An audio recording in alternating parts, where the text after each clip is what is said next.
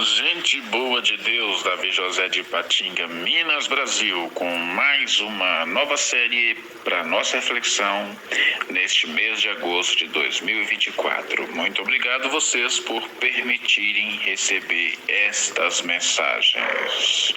Idolatria, essa é a nova série Idolatria hoje dos pagãos. Depois de ter visto um debatedor protestante apanhar de dar dó de um debatedor católico num debate sobre idolatria, num podcast, sonhei.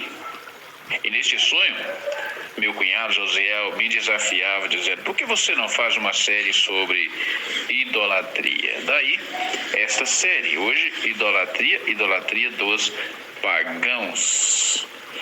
Ídolo mais latria, essa é a junção das duas palavras, idolatria, ídolo mais latria. Ídolo, latria, adoração, portanto, idolatria é adoração a ídolo.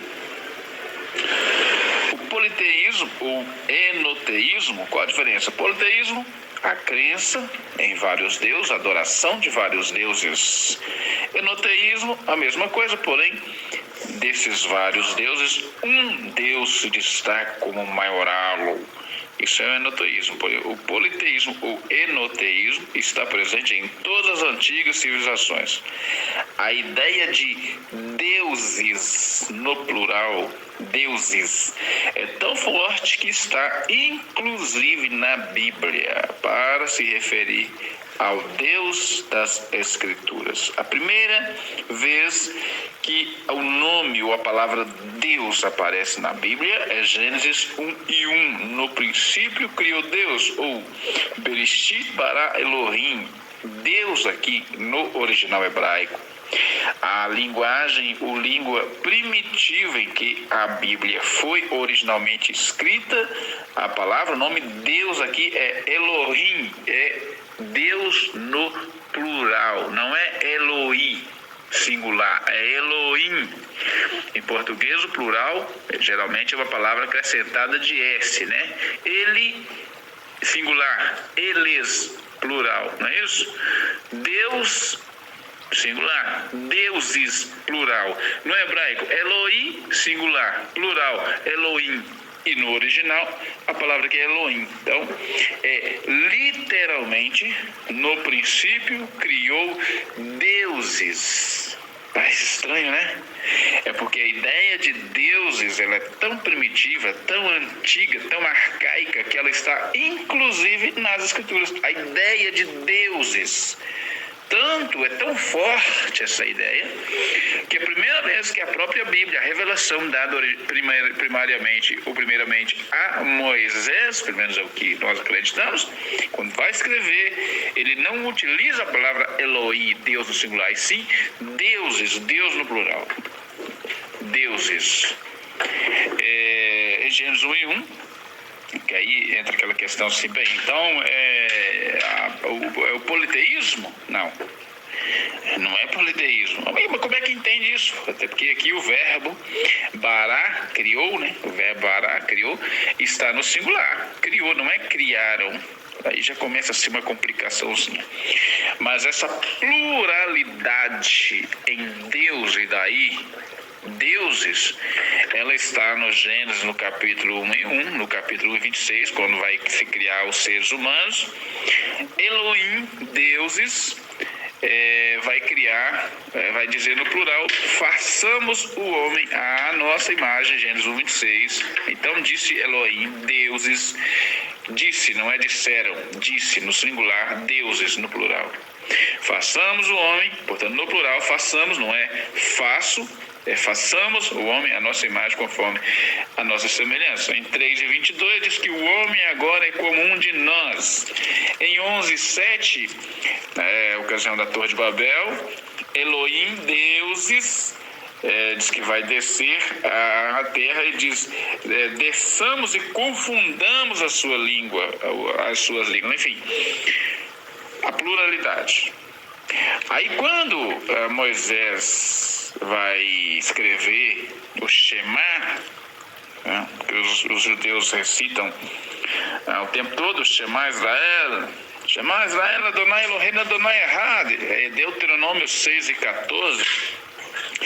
Ouve Israel, o Senhor nosso Deus, o Senhor é um ou único.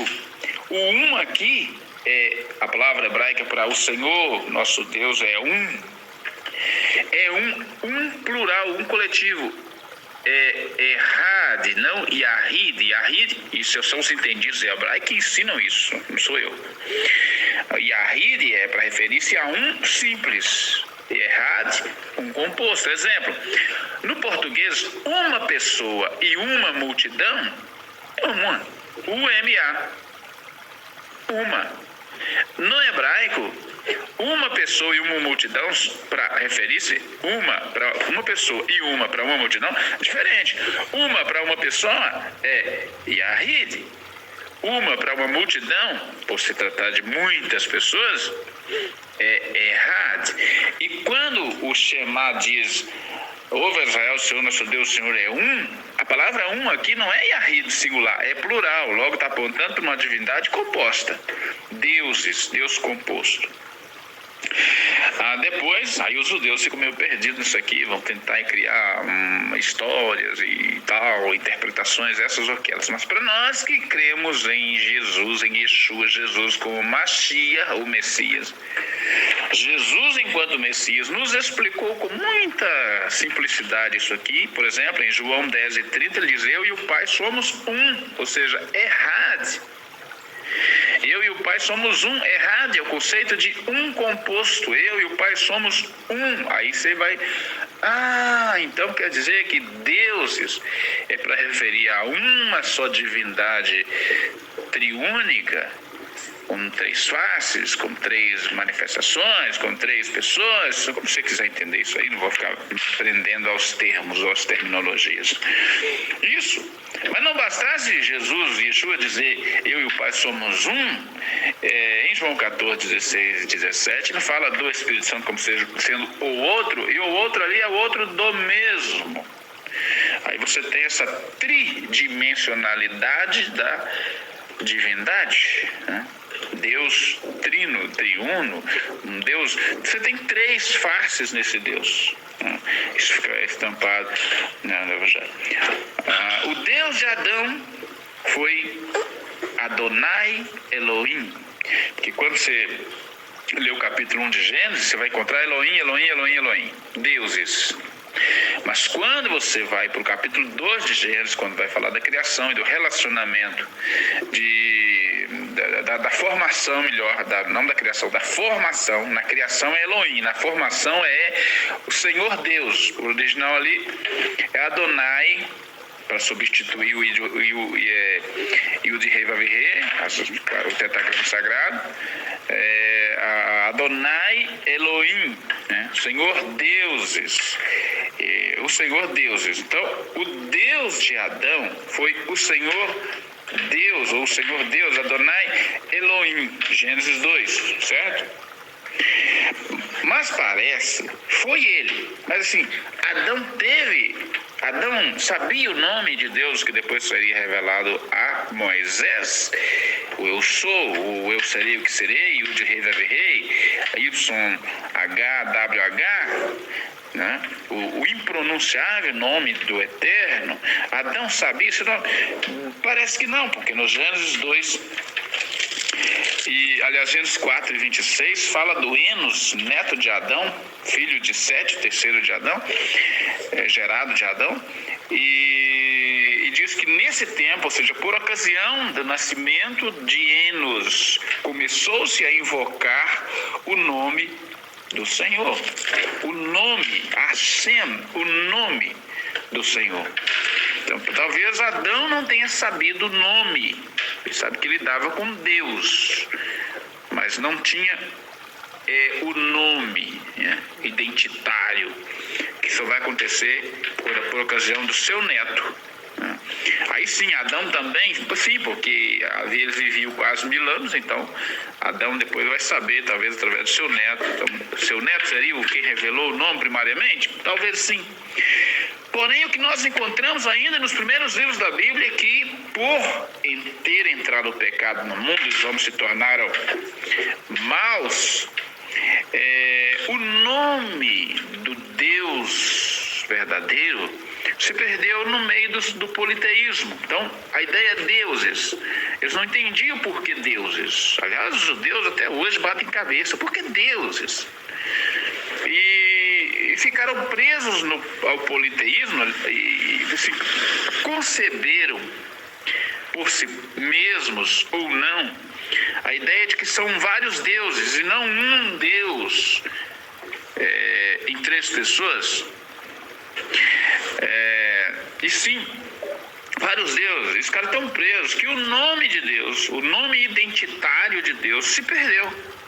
Se perdeu tanto que Abraão, que era politeísta, Onde é que a gente lê isso? No livro de Josué, capítulo 24, e verso 1 ao 3. Diz assim: Então Josué reuniu todas as tribos de Israel em Siquém, chamou os anciãos de Israel, os seus cabeças, os seus juízes, os seus oficiais, e eles se apresentaram diante de Deus. Disse Josué a todo o povo: Assim diz Adonai, Deus de Israel, o Senhor Deus de Israel: além do rio, isso é lá na terra, em Ur dos Caldeus, habitaram antigamente vossos pais. Quais são os pais? Terá, pai de Abraão e pai de Naor, e serviram a outros deuses. Ou seja, eram politeístas, não serviram o único deuses, mas a outros deuses, a outros Elohim. Eu, porém, tomei a vosso pai Abraão da além do rio e o guiei por toda a terra de Canaã e multipliquei a sua descendência. O que o texto está dizendo? Que o Deus verdadeiro, o Elohim verdadeiro, se revelou a Abraão, que era politeísta. Ele mesmo estava envolto em politeísmo, bem como parece que todos os povos das antiguidades, com raras exceções. E só uma revelação especial faria, como aconteceu com Abraão, por exemplo, como aconteceu com Melquisedeque, por exemplo, só uma revelação especial faria e fazia com que pessoas, umas ou outras, tivessem a revelação e a clareza desse Deus verdadeiro. Via de regra, estavam todos envoltos em politeísmo. E esse politeísmo em que Abraão se meteu nele era tão forte que nem mesmo a Abraão foi revelado o nome de Deus. Hashem, o nome, não foi revelado nem mesmo a Abraão. Foi revelado a ele o Deus verdadeiro, porém não com o nome identitário, o nome impronunciável, que depois foi revelado, que provavelmente Adão sabia, por causa de Enos, porque no tempo de Enos, o neto de Adão, começou a se evocar o nome do Senhor, o nome, Hashem, o nome, e o de Revavirê, o impronunciável nome, o eterno, e se perdeu tanto que nem mesmo Abraão soube desse nome, apenas Moisés. Isso está no Êxodo 6, 2 e 3. Disse Deus a Moisés: Eu sou a expressão do impronunciável nome, eu sou Adonai, o Senhor. Apareci a Abraão, a Isaac e a Jacó como o Deus Todo-Poderoso, ou El Shaddai, o Deus Todo-Poderoso. Mas pelo meu nome, Yud-Heh-Vav-Heh, o impronunciável, aqui está o Senhor, mas no original hebraico é Yud-Heh-Vav-Heh, pelo meu nome não lhes fui conhecido. Nem Abraão, nem Isaac, nem Jacó conheceram o nome identitário desse Deus. Conheceram a Deus, não o nome. Apenas a Moisés vai ser revelado o nome, que se perder ao longo dos séculos e milênios de Adão, ali bem próximo de Adão, até Moisés, ninguém sabia o nome desse Deus. Só Moisés vai ser revelado. Bem, esse aqui é o pano de fundo do politeísmo. Então, o politeísmo, a crença e a adoração a vários deuses, é um equívoco, um mal entendido, uma má interpretação antropológica. Ou seja, o conceito de deuses é verdadeiro, Só que o conceito de deuses está num só Deus. Deuses, para mostrar-nos as faces desse único e mesmo Deus. Desse Deus que é um o quê? Uma família. Uma família. Porque como é que a gente sabe disso? Porque quando ele foi criar a família da terra, os seres humanos, eles façamos plural. Quem está falando? Elohim. Elohim. O plural, no hebraico, o in é plural. Elohim, ou Elohim. Assim, Deus, aí verso 26, 1, 26 de Gênesis, e disse Deus, façamos o homem, plural. Aí no verso 27, assim Elohim criou, não é criaram, criou o homem à sua imagem. A imagem de Deus o criou, macho e fêmea os criou. Ou seja, o que o texto está dizendo para nós? Que se a família da terra tem macho e tem fêmea, na família do céu, na família divina igualmente. A ideia de pai, mãe, filho, irmãos está intrínseca em Deus. O quê? Deuses. Deuses. O que está dizendo? Está dizendo para nós que é uma família divina. Já trabalhei isso aqui algumas vezes e repito. Deus o Pai, Deus o Filho. Aí você já faz a pergunta, cadê a mãe? Você tem pai, tem filho, tem que ter mãe. Sim, quem é a mãe nessa divindade? Arua HaKodesh, o Espírito Santo. Se traduzido, toda vez que você lê na Bíblia o Espírito Santo no hebraico, se traduzido, seria a Espírita Santa.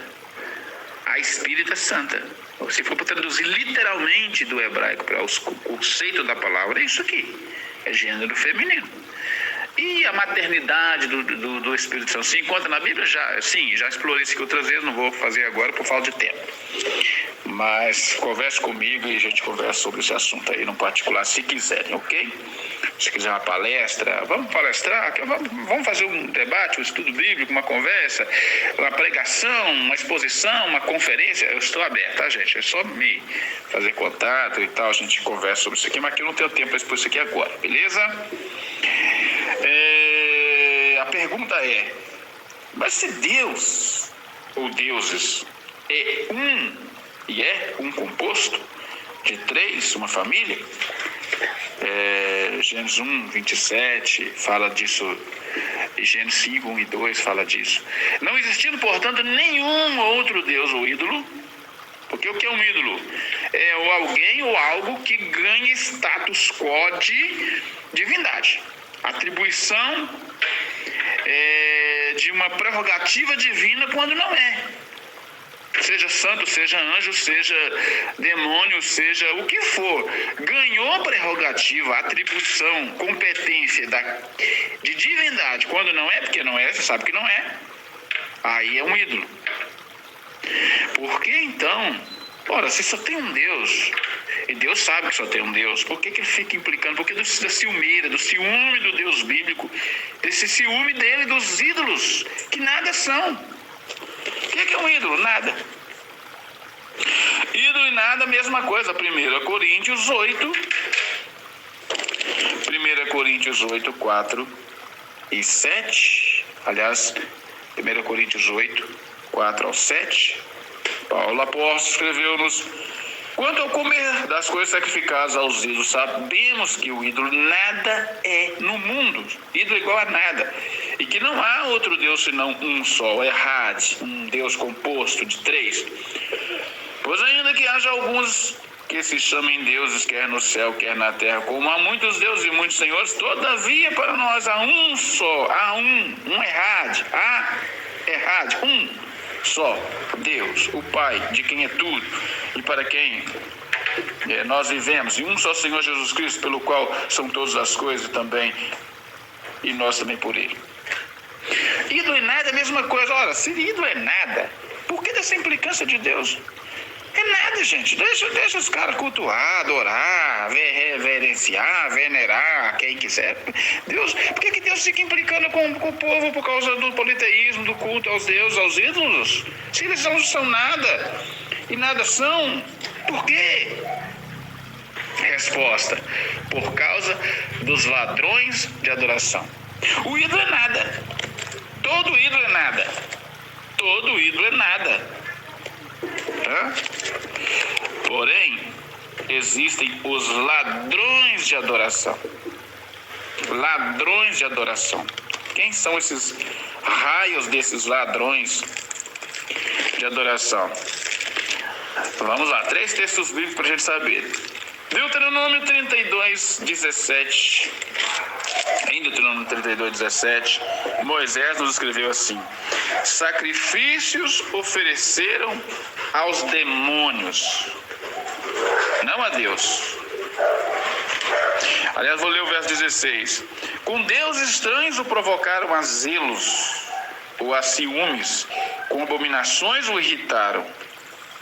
Sacrifício ofereceram aos demônios, não a Deus, não a Elohim, não a deuses.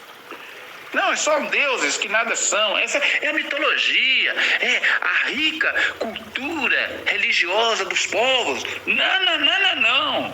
Dizia Moisés, sacrifício ofereceram aos demônios, não a Deus que não haviam conhecido, novos deuses recém-chegados, aos demônios, aos quais vossos pais não veneraram, aos demônios. Mas vem cá, você estava cultuando um deus ali dos povos, ou mesmo uma imagem do Deus de Israel, Baal, né, que se confundia muito com o Deus de Israel. Aliás, no tempo de Elias, diz que o povo estava cochando entre dois pensamentos: é Baal ou é Adonai?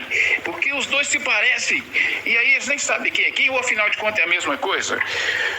E aí achavam que estavam cultuando a Deus. O bezerro de ouro, por exemplo, achavam que estavam cultuando ao Deus de Israel, o Deus que os tirou do Egito e tal. Então, ídolo nada. Qual é o problema? O problema são os ladrões de adoração. Há demônios que querem ser adorados e recebem todas as adorações ou venerações feitas por meio dos ídolos. É o que diz as Escrituras. Mas não apenas Moisés. Também Paulo apóstolo, nosso Paulo apóstolo, São Paulo de Tarso, em 1 Coríntios capítulo 10 e verso 14, escreveu: portanto, meus amados, fugi da idolatria, ou seja, da adoração a ídolos, da veneração a ídolos, verso 19 ao 21. Mas, que digo? Que o ídolo é alguma coisa? O ídolo é nada. Então, ou que o sacrificado ao ídolo é alguma coisa? Se ídolo é nada, o sacrifício a ídolo é a mesma coisa? Nada com nada? Nada vezes nada? Igual a nada?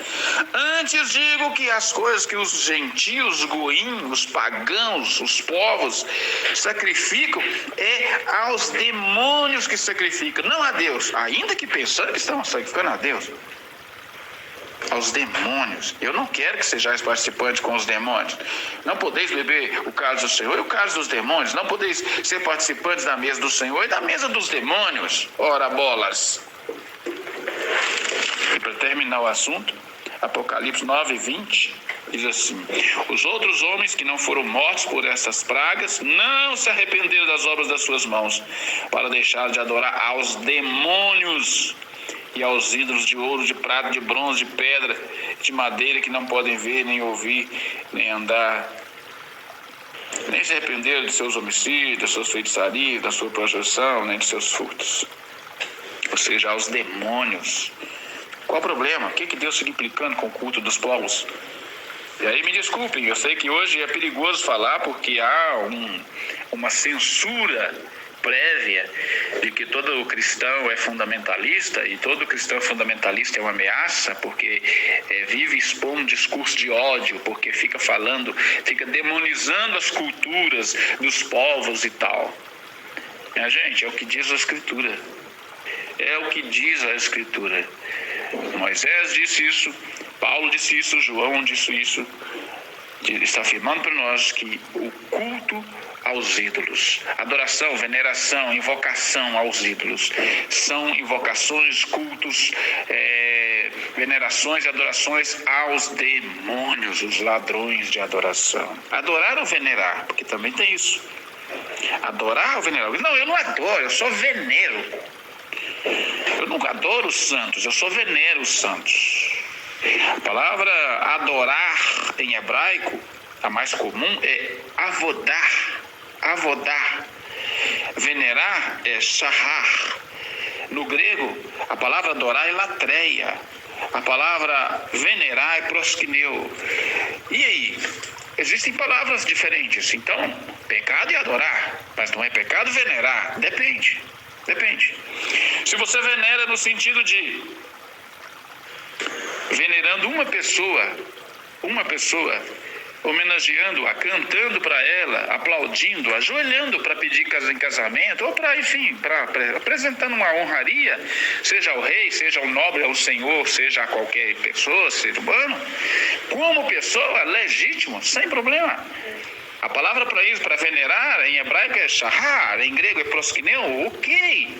Porém, e nunca se usa avodá ou latreia para pessoas, apenas para Deus. Porém, mesmo quando shahar em hebraico, ou proskineu em grego, que é venerar, é feito a qualquer ser que não a Deus, mas com intenção ou atribuição, quando se atribui ao ser alguma prerrogativa ou competência que é exclusiva de Deus, por exemplo, uma prece, fazer uma oração, uma prece, fazer uma oração apenas a Deus. Aí você dirige essa prece, essa oração a qualquer outro ser que não a Deus, seja ele profano ou santo, demônio ou anjo, não importa. Jesus diz para nós a idolatria. É Jesus, o nosso Deus, o Senhor, que responde isso. Ah, não, mas se for venerar, depende. Se a sua veneração tiver caráter de tentativa de atribuição, intenção ou atribuição ao ser que for, com conotação divina, de culto ou cultica, minha gente, é idolatria. Quem diz? Jesus, porque quando o diabo diz assim, o diabo diz para Jesus assim, e Jesus respondeu, ele disse, tudo te darei, se prostrado me adorares, lá na transfiguração, lá na tentação em Mateus 4, Jesus lhe disse, vai-te, Satanás, pois está escrito, ao Senhor teu Deus adorarás e só a ele servirás. A palavra aqui, tanto na boca do diabo quanto na boca de Jesus, é proskineu, é veneração. Não, eu não adoro o santo, eu só venero. Eu não adoro o Deus das culturas dos povos, eu apenas venero. Se é com conotação cultica, é idolatria, disse Jesus, porque mesmo uma veneração cultica só deve ser prestada a Deus. Se você venera enquanto pessoa, ok, é apenas uma honra pessoal. Agora, passou disso, excedeu um pouquinho, é adoração. E toda adoração que não é dada a Deus, ela é idolatria. E quem rouba essa adoração no caminho são os demônios, é o que diz as Escrituras. Eu vou concluir com Apocalipse. E qual é o problema da idolatria, além de você estar prestando um culto a demônios, ainda que indiretamente ou inconscientemente? É que a idolatria é tão grave que ela nós falamos dos pecados imperdoáveis, pois bem, ela é um pecado imperdoável se não houver arrependimento. Em Apocalipse 22:15, falando da Nova Jerusalém, diz, ficarão de fora os cães, os feiticeiros, os adúlteros, os homicidas, os idólatras. Os idólatras estão fora. Isso é repetido várias vezes nas Escrituras. E aí eu concluo com a exortação joanina, apóstolo João, capítulo 5 e 21 da sua primeira carta, quando ele termina as últimas palavras da sua carta, dizendo, filhinhos, guardai-vos dos ídolos. Porque se o ídolo é nada, é porque por trás dos ídolos estão os demônios. Idolatria dos pagãos é para dizer que o politeísmo, que tem ou tenta fincar suas raízes, inclusive nas Escrituras, nós vimos aqui o texto de Gênesis, politeísmo nada mais é do que demonismo. E toda pessoa inserida nesse contexto deve repensar suas crenças. Repense. Isso aqui não é para ofender ninguém. Repense. Repense a sua veneração aos deuses dos ancestrais, dos antepassados, da sua cultura, da sua religião. Repense. Repense essa tua veneração aos santos, aos anjos ou quem quer que seja, para que nós não incorramos em satanismo, em demonismo, e não nos incorramos em pecado de idolatria, pecado esse que nos afasta de Deus, que nos expõe aos demônios e que nos deixa fora da Nova Jerusalém, da salvação eterna. Que Jesus, o Senhor, esclareça melhor essa mensagem aos nossos corações, aplique-a em nossos corações, Senhor, para a glória do teu nome e para o bem de todos. Em nome de Jesus, muito obrigado, boa semana. Não se sinta ofendido, porque ninguém tem intenção de ofender o outro quando apenas está lhe dizendo a verdade, que a verdade nem é dele, é uma verdade externa que ele apenas está comunicando, é que eu estou fazendo, com muito amor e dedicação. Não se sinta agredido nem ofendido, se sinta como um amigo de alguém que quer ver o teu bem e o bem de todos. Valeu? Boa semana. Deus nos abençoe. Valeu.